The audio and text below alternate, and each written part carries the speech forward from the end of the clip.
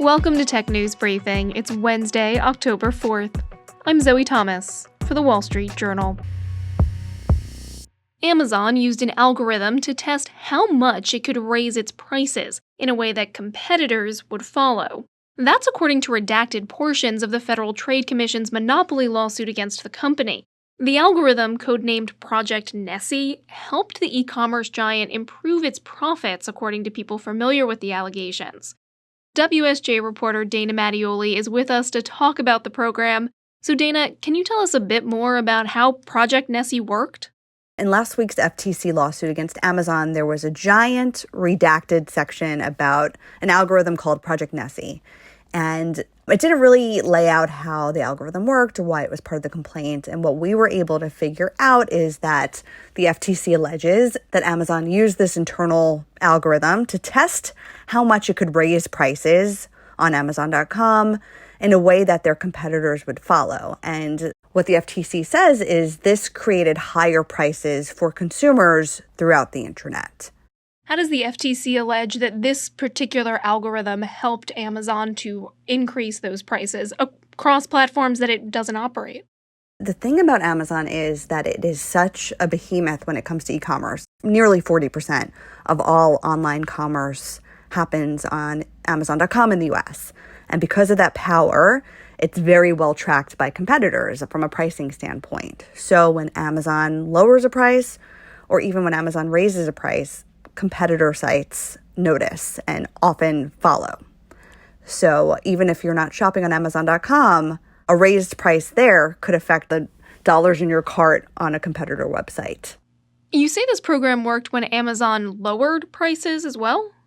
Yeah, so the other way that this was used, according to employees, is that because of dynamic pricing online, Amazon will react in real time to price drops from competitors, and all the big websites do this. So if Target lowered the price of a Barbie doll from $10 to $5 on Target.com, Amazon and Walmart would follow to stay competitive. But what would happen is that once that sale was over at Target and they went back to their normal price, Target would be selling at $10, but Amazon and Walmart would still be locked in this $5 Barbie sale. So they also used Nessie to get back to a normal price from these promotional spirals, as they called it. Do we know how much Amazon allegedly made from this program? So the FTC's lawsuit redacted the estimate of how much Nessie made Amazon. I have a source that told me that Amazon made more than $1 billion in revenue through the use of the algorithm. Has the FTC or Amazon responded to requests for comment about these redacted portions of the filing? The FTC declined to comment on the redacted materials. A spokesman said that they want to swiftly get these redactions removed so that the American public could see the full scope of what they're alleging in their lawsuit. Amazon did not give us a comment for this article, but it is important to note that they stopped using this algorithm in 2019. So how does Project Nessie fit with the FTC's broader argument about Amazon having a monopoly? Yeah, so there is a broader argument from the FTC that Amazon, in two ways, elevates prices for consumers. So they say that all of the various fees that Amazon levies upon its third-party sellers are passed along to consumers to offset the fees.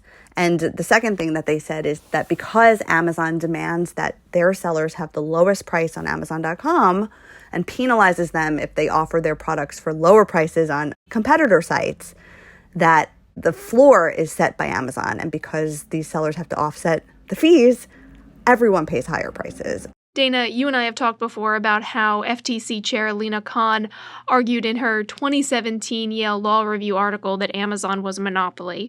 Does the argument that she's making as the head of the agency now differ from what she argued back then?